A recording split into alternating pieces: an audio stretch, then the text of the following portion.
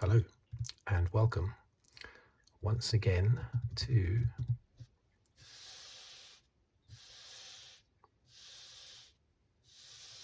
the video.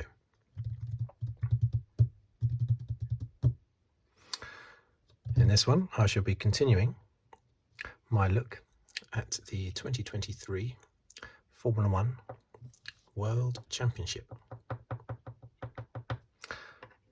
As I do after every race, a little recap video, just a very casual look from a fan's point of view.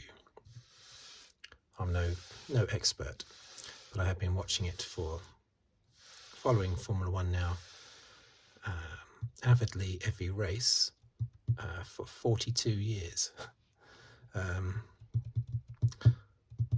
think since the Monaco Grand Prix in 1982, which was the race after Gilles Villeneuve was killed.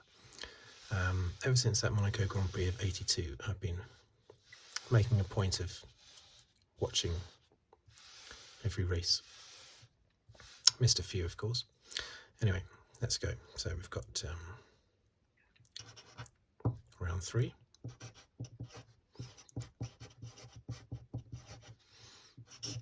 Australia, Melbourne Park. Okay, do my usual thing. I shall write down the finishing order, top 10 in the Drivers' Championship, and the order of the Constructors' Championship. Okay, let's go.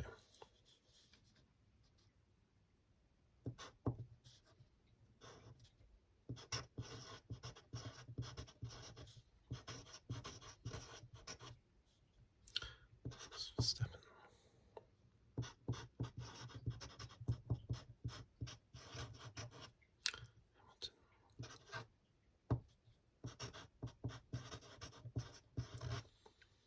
Alonso. Stroll.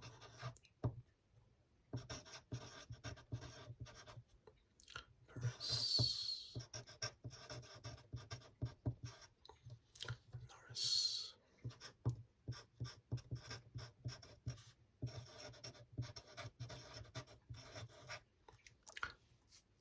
Welcome back. Let's focus. 8th.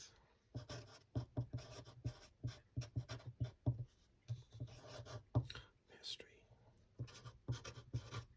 9th, Joe.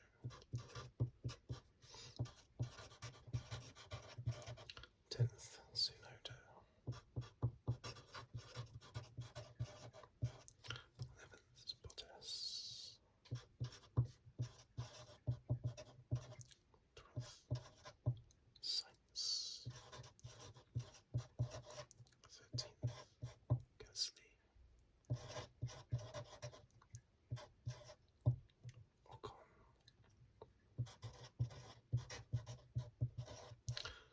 'De Vries.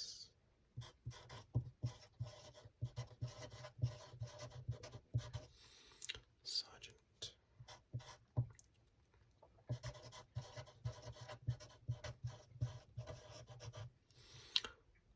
'Magnussen.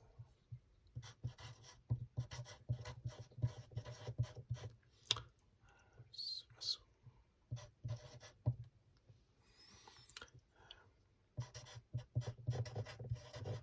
'Albon.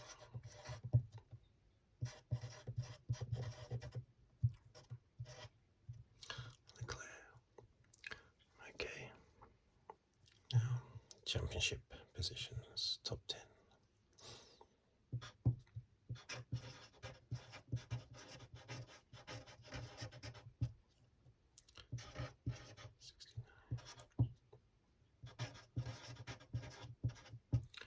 Perez, 54.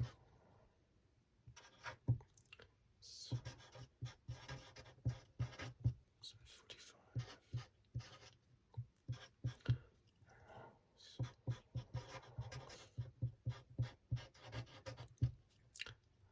38.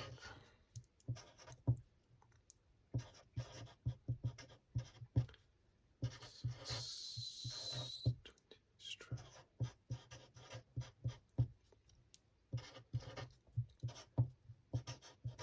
39.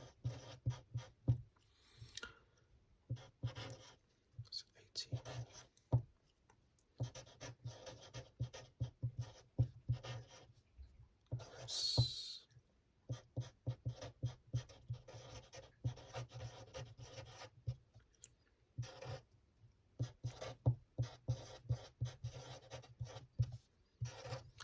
Leclerc, 10th place. Deary me. Okay. Constructors.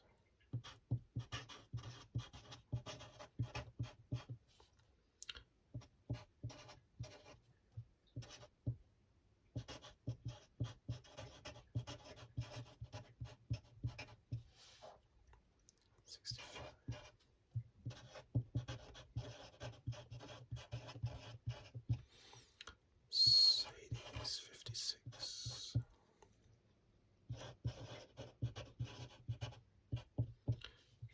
Ferrari 26.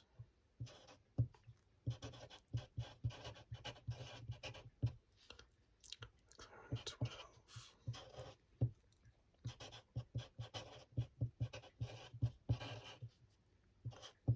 Alpine.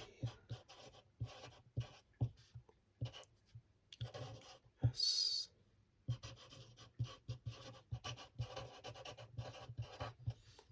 Alfa Romeo.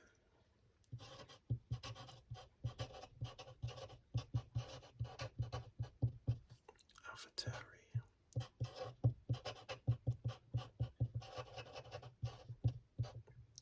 Williams. Okay. So that was obviously a very chaotic race. Not the first one we've ever had. Every year at the moment seems to have a race where things happen for the first time. With this one, it was the first time that it had ever been 3 red flags.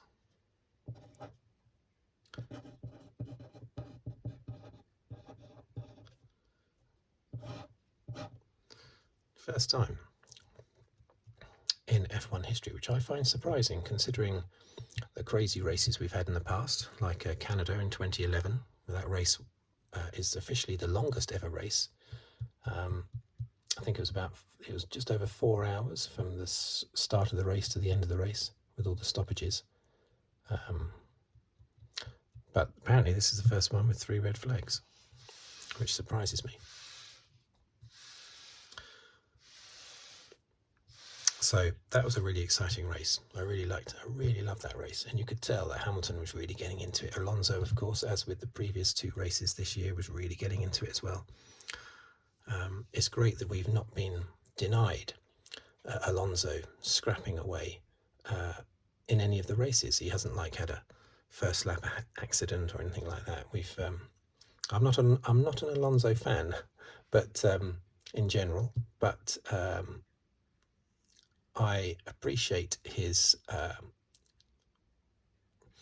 fighting spirit, especially at his age. And so even though I've always had a bit of a down on Alonso because he can get a bit stroppy in the team if he's not getting exactly what he wants, but what a fighter. So I'm really pleased that we've been able to enjoy maximum Alonso for all 3 races this year.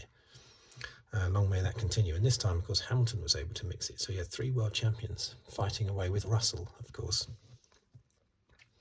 Poor old Russell.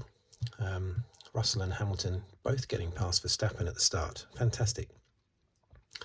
And Verstappen, even when the DRS kicked in, Verstappen was still not able to get close enough to Hamilton to get past him. And there were a couple of occasions where Hamilton seemed close enough to get past Russell, but just couldn't quite do it. But they were, all 3 of them, driving superbly. The pressure mostly on the leader, Russell.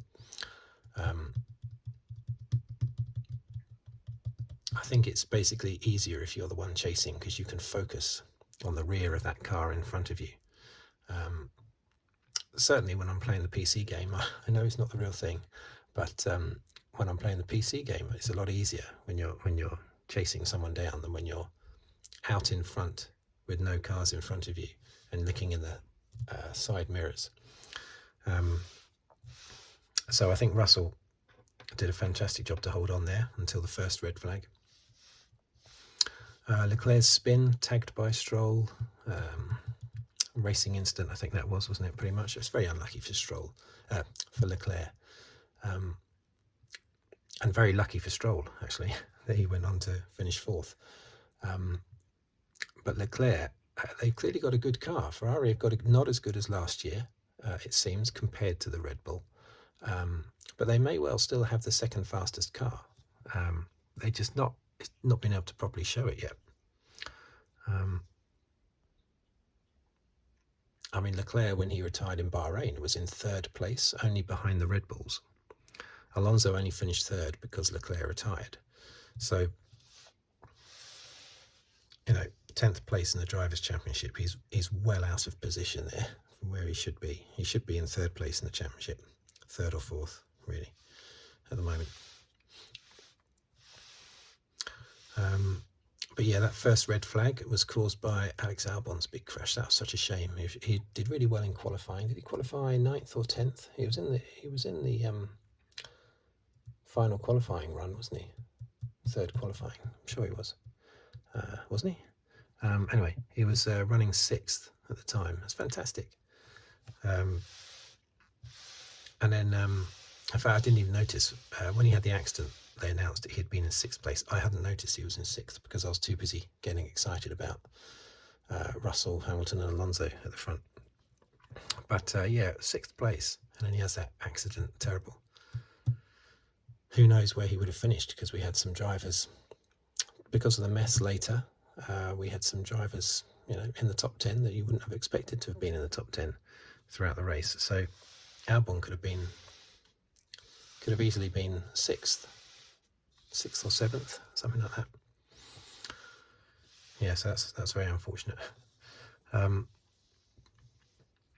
then poor old Russell, where is he? Down here, only. Russell finished classified 18th, but he of course came in for a pit stop on the when it was the first safety car. Great move that was. He was going to have a cheap pit stop, and all the other cars around him were going to have full cost pit stops.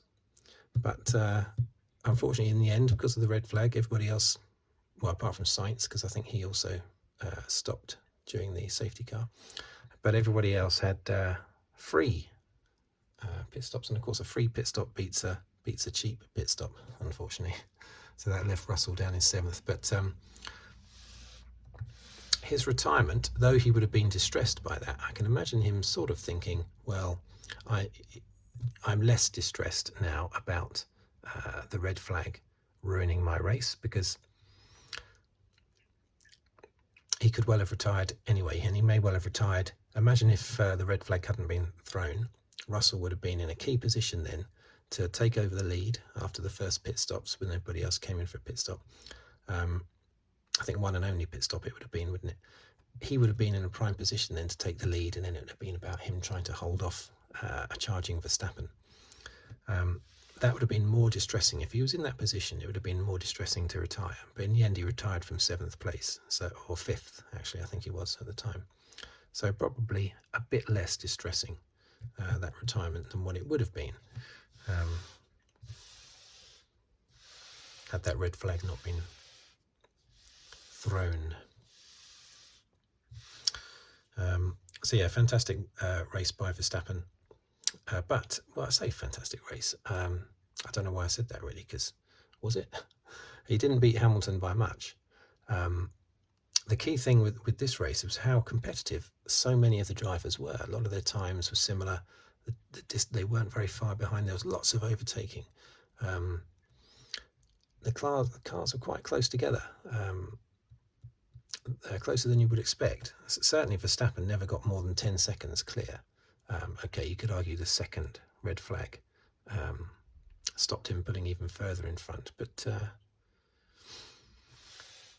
he had that little off, didn't he, that cost him 3 or 4 seconds. But certainly Verstappen didn't thrash everybody like you might have expected. So well done the rest of the field, basically, especially the Mercedes. Had a fantastic race, the Mercedes. You could tell Hamilton was enjoying it. He enjoyed qualifying, the result from qualifying, and then this race as well. It's fantastic seeing them all fighting at the top. So what else? I'll put little notes here. Oh yeah, of course, Verstappen got past Hamilton quite easily, didn't he? After the first red flag, when it was restarted, all we needed was DRS. Boom, he was past. Of course, Red Bull have found a way of making the DRS better for them than the other teams. All it is a little lever that lifts up a flap, isn't it? It's a very simple mechanism, and yet somehow they have managed to tweak it in such a way as it works better for them than any other team. And a dominant Red Bull, that's the last team that you want to have a dominant DRS as well. So he blew past Hamilton so easily.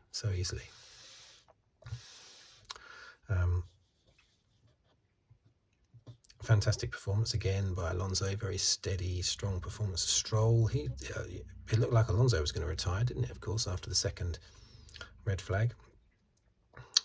Fantastic performance by Stroll as well. Sainz and Perez, they were climbing up through the field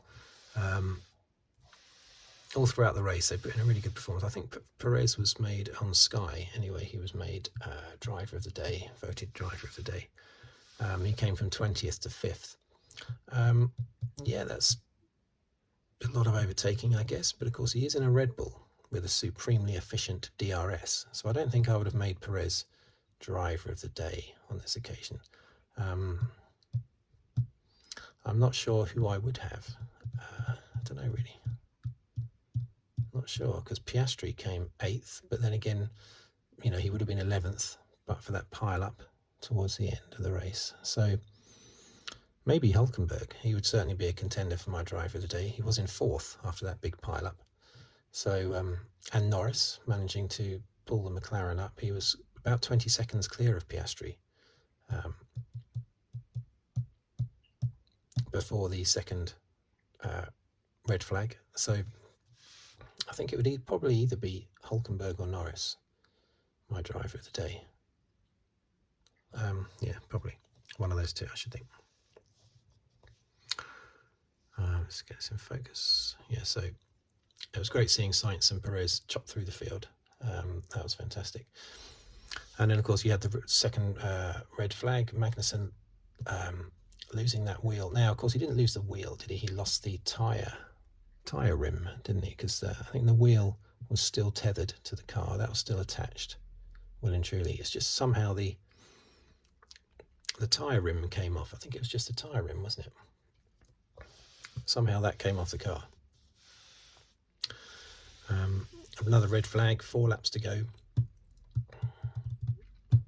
I'm glad they made a fast decision there. They didn't mess about. They just threw the red flag straight away. Otherwise, they realised the race would end under safety car conditions. So throw the red flag. I think that was the right decision. 2 racing laps at the end.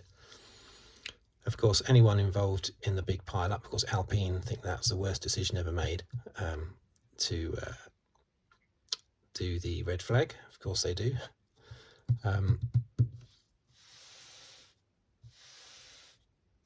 And anyone else who lost out. Who else lost out in that situation? I'm just trying to think.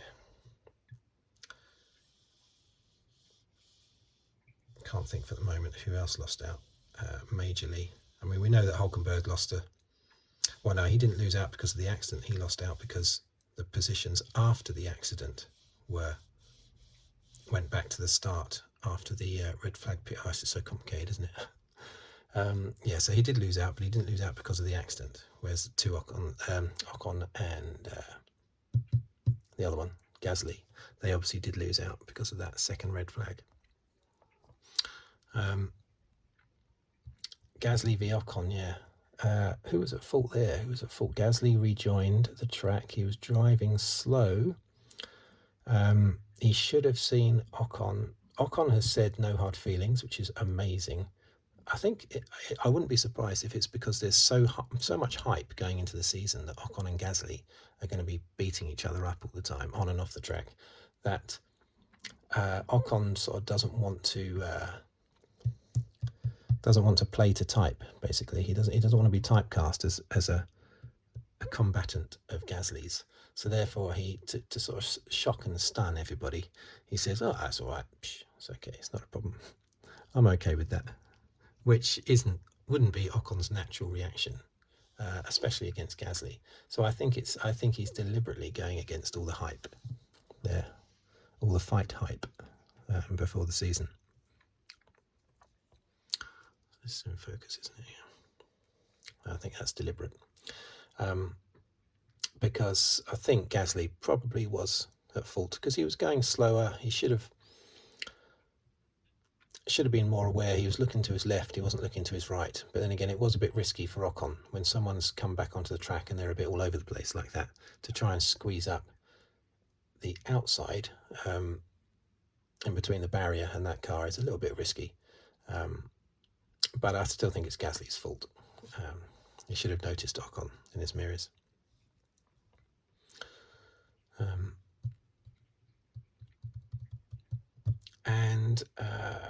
So they had, Alonso tagged Sainz. Now, when did Alonso tag Sainz? Was that on the restart? That was on the restart of, after the red flag, wasn't it? Just before the Gasly-Ocon crash, Alonso and Sainz tagged. I think that was Sainz basically outbraking himself, wasn't it? So you could say, yes, Sainz was at fault, but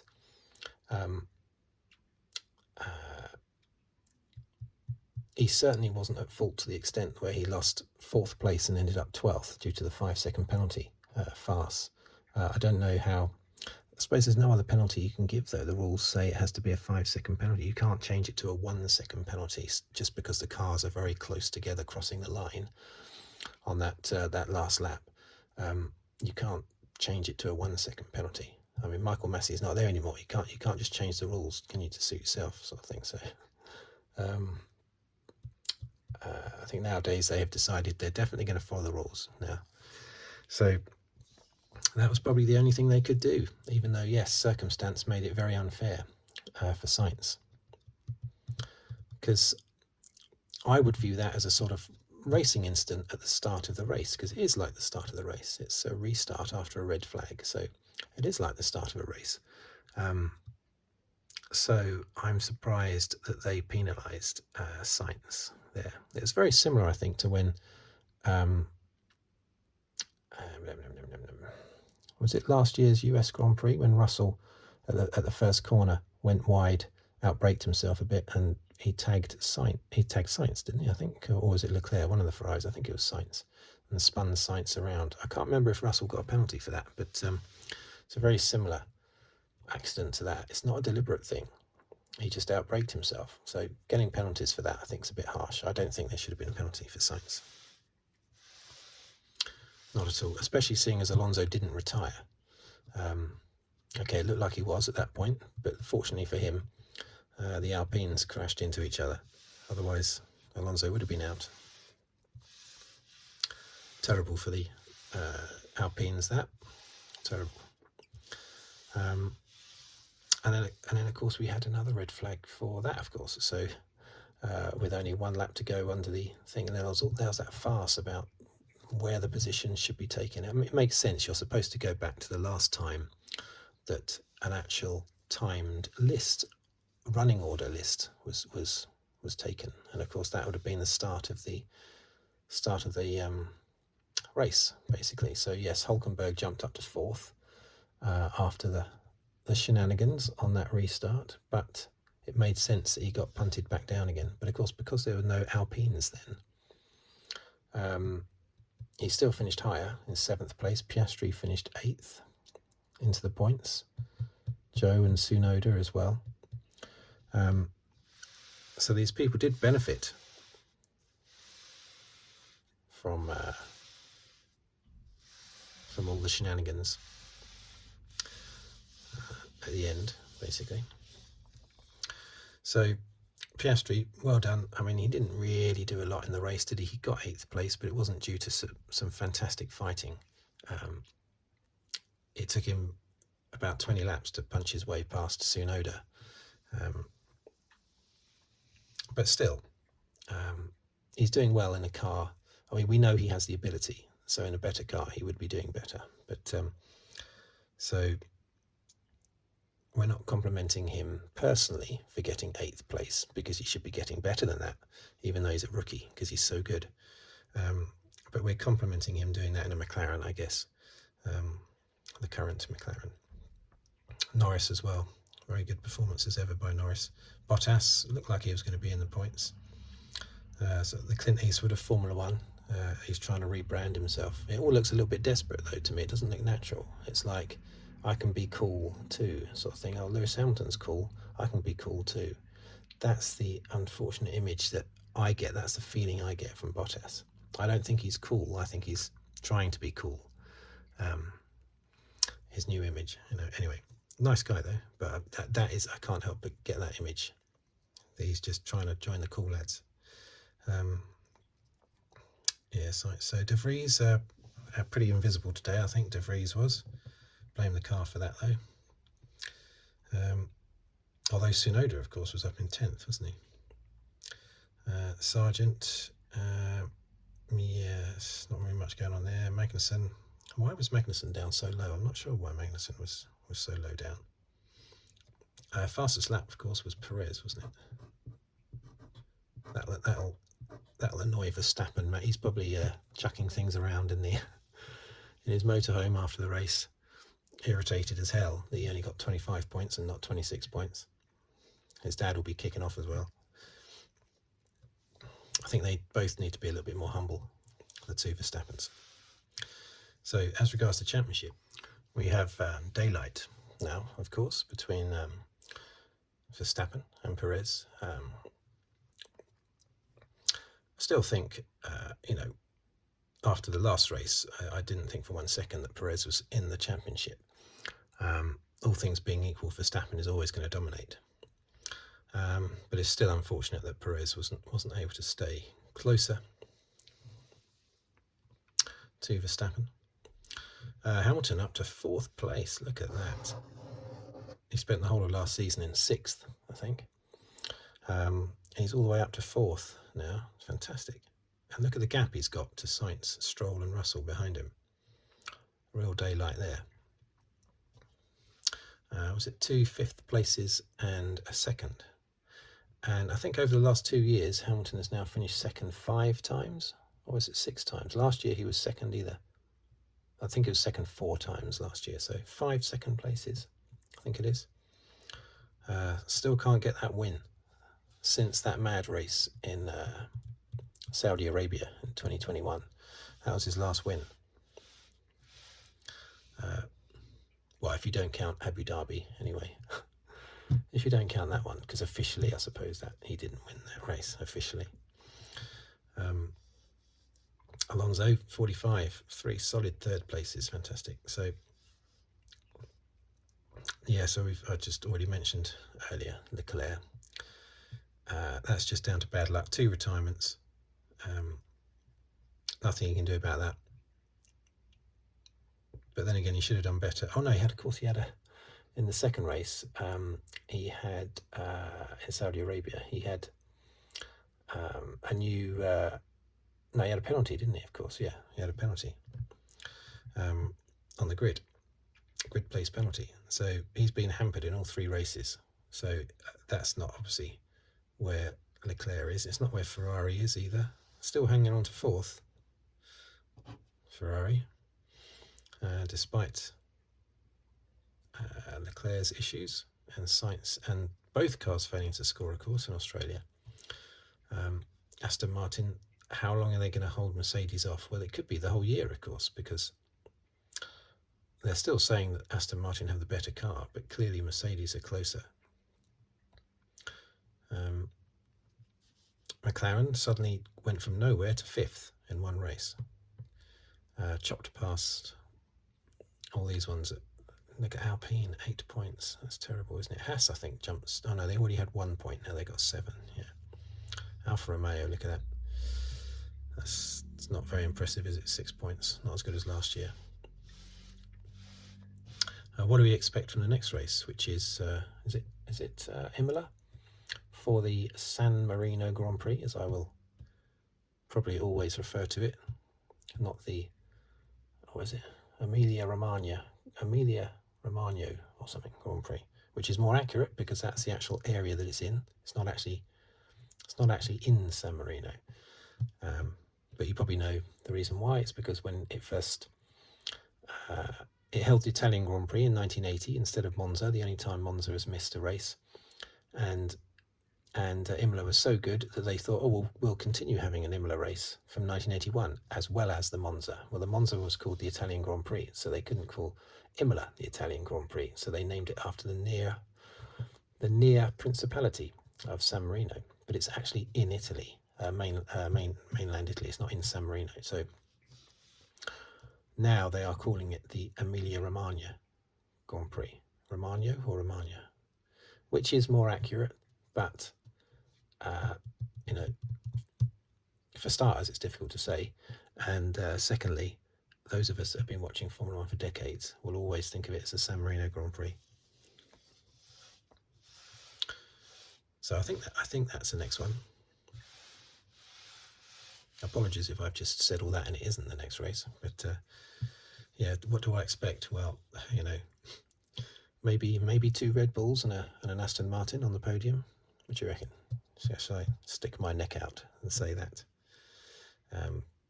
But see, maybe I don't. Is the Imola circuit similar to Australia? Australia has fast sweeping corners, doesn't it? And I think Imola does, or it used to anyway, the old configuration. So I'm thinking the cars should be fairly similar, but what do I know? I'm no expert. But so therefore, maybe the Mercedes, because they did so well in Australia, will be mixing it. So maybe we'll see the 2 Red Bulls, the 2 Mercedes, the 2 Aston Martins, and the 2 Ferraris. I mean, it should really be 8 cars now, scrapping away. Well, with Verstappen out top, and 7 cars fighting for second place is really what we should see.